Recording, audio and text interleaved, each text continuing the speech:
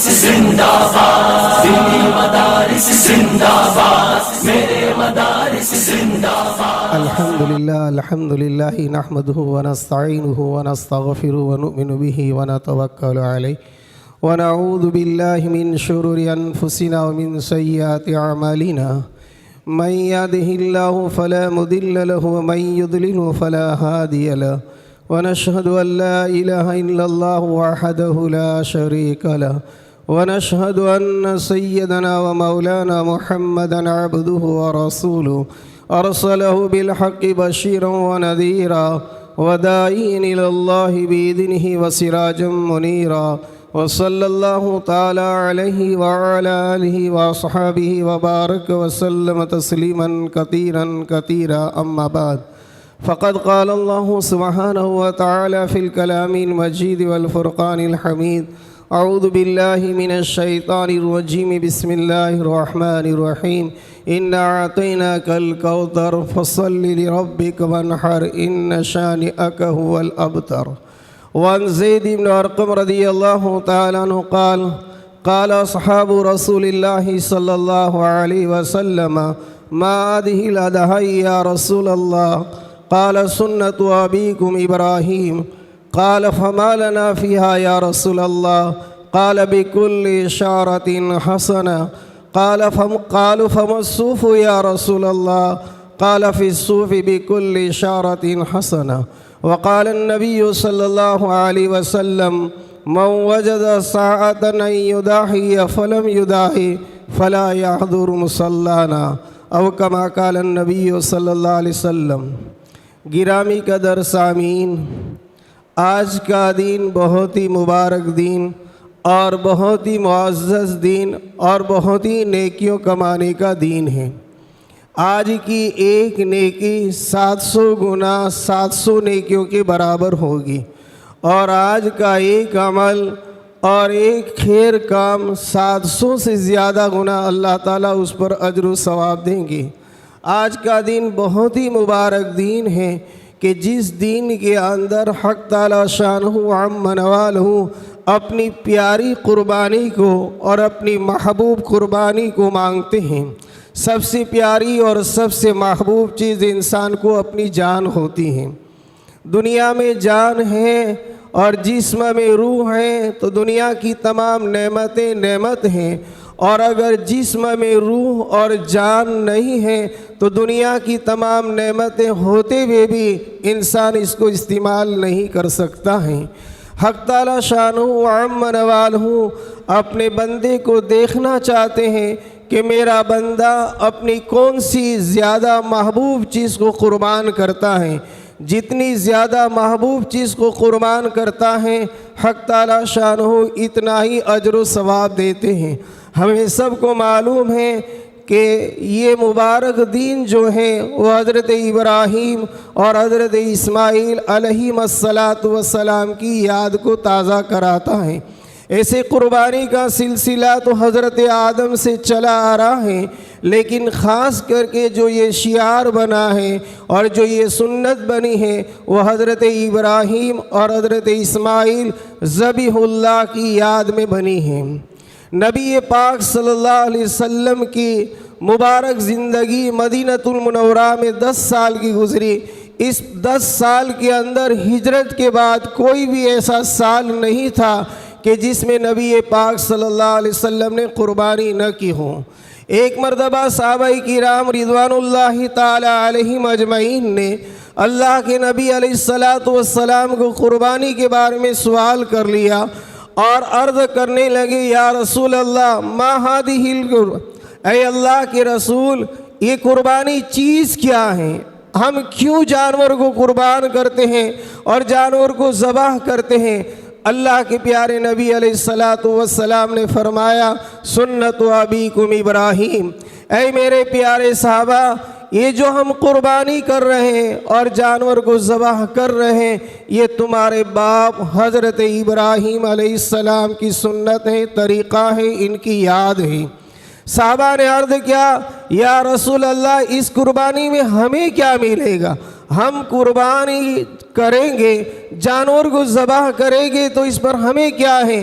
آپ نے صحابہ کے ولولے کو، ترغیب کو، جوش کو دیکھا تو آپ علیہ الصلوۃ والسلام نے فرمایا میرے صحابہ اس جانور کی تم قربانی کرو گے، حق تعالی شان و عام نوالہ، اس جانور کے جسم پر جتنے بھی بال ہوں گے اس بال کے برابر اللہ تعالیٰ ایک ایک نیکی دیں گی۔ اب انسان جانوروں کے بال نہیں گن سکتے ہیں، آپ اندازہ کرو اس دین میں اگر کوئی آدمی قربانی کرے گا کتنا اجر و ثواب کمائے گا، پھر اس دین کے اندر ایک نیکی کا 700 گنا فائدہ۔ تو اب جسم پر جتنے بھی بال ہوں گے ہر بال کے برابر میں 700 سے زیادہ نیکیوں کا ثواب ملے گا۔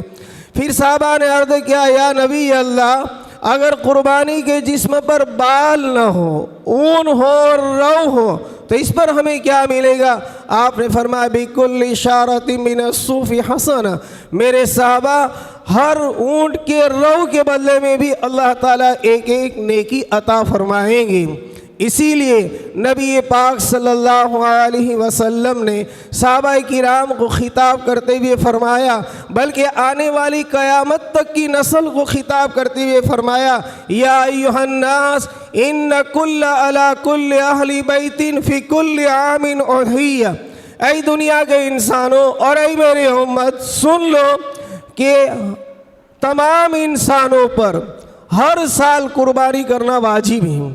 آپ نے خطاب فرما دے، فرمایا یا ایھا الناس ان علی کل اہل بیت فی کل عام اضحیہ، یہ قربانی ہر انسان پر واجب ہے، چاہے کوئی بھی انسان ہو۔ اس حدیث میں عام ہے اس لیے کہ اس پر اللہ تعالیٰ اتنا اجر و ثواب دیتے ہیں، لیکن قربانی اگر غریب آدمی ہے، اس کے پاس قربانی کی رقم نہیں ہے تو کیا کرے؟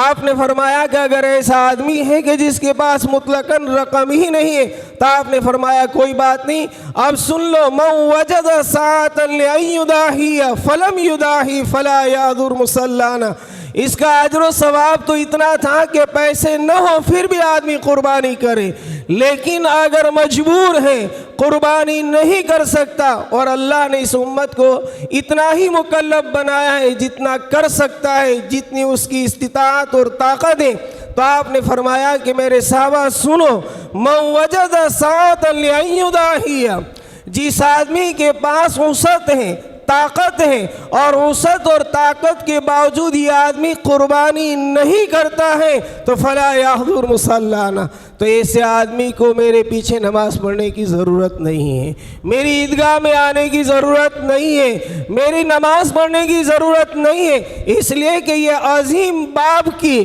اور عظیم بیٹے کی یاد ہے کہ جس عظیم باپ نے، جس کو اللہ نے خلیل اللہ کا لقب دیا اور جس کے بیٹے کو ذبیح اللہ کا لقب دیا، اور اس بیٹے کو باپ نے ذبح کرنے کے لیے تیاری کر لی تھی۔ آپ کو ہمیں معلوم ہے کہ حضرت ابراہیم کو 90 سال سے زائد عمر کے بعد ایک بیٹا ملا، اور جب چلنے لگا، دوڑنے لگا، حق تعالی شان و امتحان لیتے ہوئے کرتے ہیں یا ابراہیم، اے ابراہیم آپ اس بچے کو ذبح کر دیجئے۔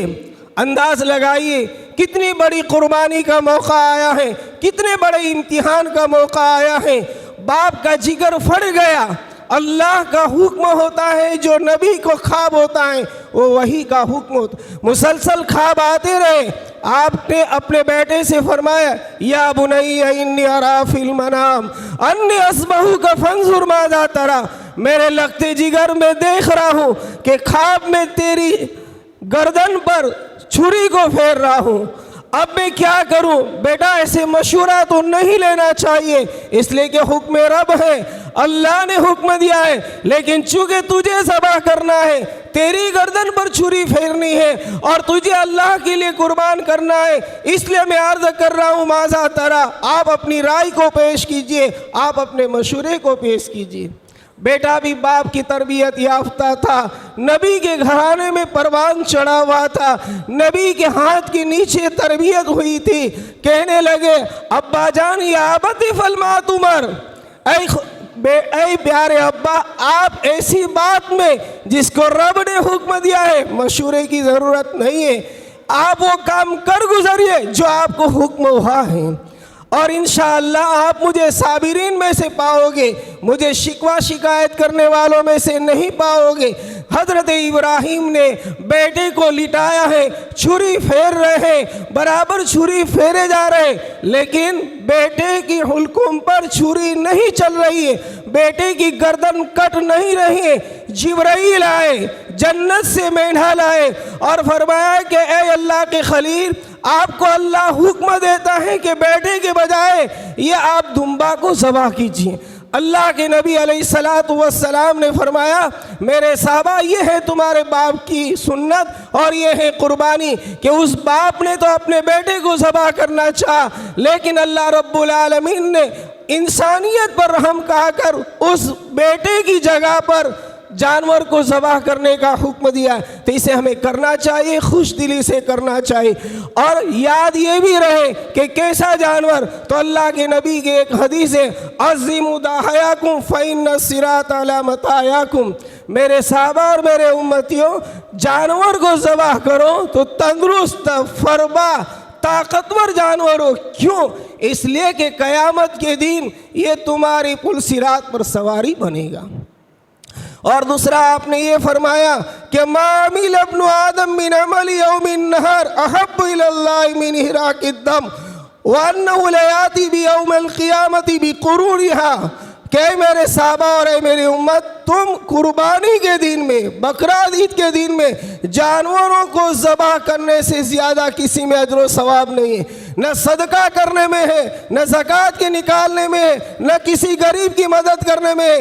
اتنا اجر و ثواب جو آپ اس دین کے اندر جانور پر خرچ کرو گے اور جانور پر پیسہ لگاؤ گے، اس سے زیادہ کسی اور نیک کام پر ان دنوں میں ثواب نہیں ملے گا۔ اور آپ نے فرمایا میرے صحابہ یاد رکھو وَأَنَّهُ لَيَأْتِي، اور یہ جانور قیامت کے دن اپنی کھروں کے ساتھ، اپنے سینگوں کے ساتھ، اپنے بالوں کے ساتھ میدان محشر میں آئے گا، میزان کے قریب ہوگا۔ حق تعالی شانہ عما نوالہ اس جانور کو 70 گنا بڑھا کر ترازو میں رکھیں گے، اور اس ترازو میں رکھنے کے بعد جتنا وزن ہوگا اس وزن کے برابر اللہ تعالیٰ آپ کو اور ہم سب کو نیکیاں دیں گے۔ اسی لیے فرمایا کہ تندرست جانور کرو، اور جانور کرنا چاہیے تو اپنے سامنے کرو۔ جنت کی نوجوان عورتوں کی سردار حضرت فاطمہ ہیں، آپ کی جگر کا ٹکڑا ہے۔ اللہ کے نبی کہہ رہے اے میری بیٹی فاطمہ، کوشش کر کے آپ اپنی قربانی کے جانور کو دیکھو، اس لیے کہ یہ قربانی کا جانور جب تمہارے سامنے ذبح ہوگا تو اس قربانی کے جانور کا خون کا قطرہ زمین پر گرنے سے پہلے پہلے اللہ آپ کی مغفرت فرما دیں گے، تمام گناہوں کو معاف فرما دیں گے۔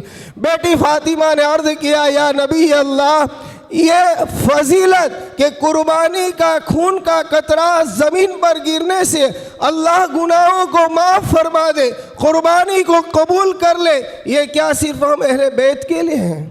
اللہ کے نبی نے فرمایا میری پیاری بیٹی نہیں، یہ صرف اہل بیت کے لیے نہیں ہے، بلکہ کل امت کے ان بندوں کے لیے ہے جو بھی قربانی کرے گا اللہ ان کی مغفرت کر دے گا اور جہنم سے اس کو چھٹکارا دے گا، بلکہ یہ قربانی آڑ بن جائے گی، جہنم کے درمیان میں ایک آڑ بن جائے گی، بندہ جہنم میں جانے جائے گا، اس کی بدیاں ہوگی، قربانی کا جانور آئے گا اور اس کے لیے رکاوٹ کا سبب بن جائے گا۔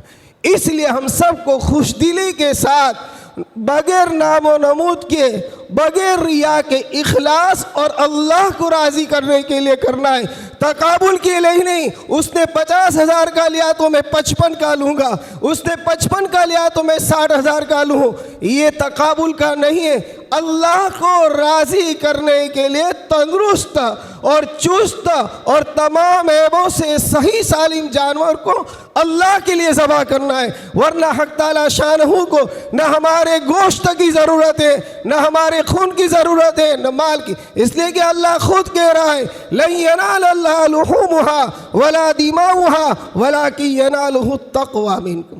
حق تعالی شانہ کو تمہارا خون اور تمہارا گوشت نہیں پہنچتا ہے، زمانہ جاہلیت میں لوگ جانور کو کاٹ کر بتوں کے سامنے رکھتے تھے، ذبح الگ چیز ہے، اور لوگ جانوروں کو کاٹ کر بیت اللہ شریف کی دیواروں پر اس کا خون لیپتے تھے۔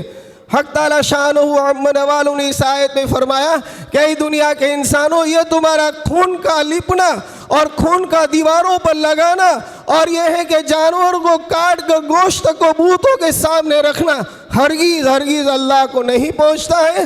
اللہ کو تو پہنچتا ہے تمہارے دلوں کا تقوی، کہ کس نیت سے تم نے جانور کو ذبح کیا ہے اور کس لیے ذبح کیا ہے۔ اس لیے ہمیں چاہیے کہ ان تینوں دنوں میں جتنا بھی ہو سکے قربانی میں حصہ لیں۔ اور واجب کن لوگوں پر ہے؟ الحمدللہ ہماری علماء کرام ہم میں سے ہر ایک جانتا ہے، جو آدمی قربانی کے دنوں میں 10، 11 اور 12 کی مغرب سے پہلے اتنا مالدار ہو گیا کہ اس کے اوپر زکوٰۃ واجب ہو جاتی ہے، تو سمجھ لو کہ اس پر بھی قربانی واجب ہے۔ اس مالی کے نصاب پر سال گزرنا ضروری نہیں ہے۔ آج اگر پیسہ آ گیا اور اتنا آ گیا کہ ہم 52، 52.5 تولہ چاندی خرید سکتے، آج نہیں آیا کل آ گئے، یعنی 30-35 ہزار اگر کہیں سے آ گئے تو سمجھ لو کہ ہم پر قربانی واجب ہو جاتی ہے۔ اس لیے ہر ایک کو چاہیے کہ خوشی سے قربانی کرے۔ اللہ رب العالمین کہیں سنی ہوئی باتوں پر عمل کرنے کی توفیق نصیب فرمائے۔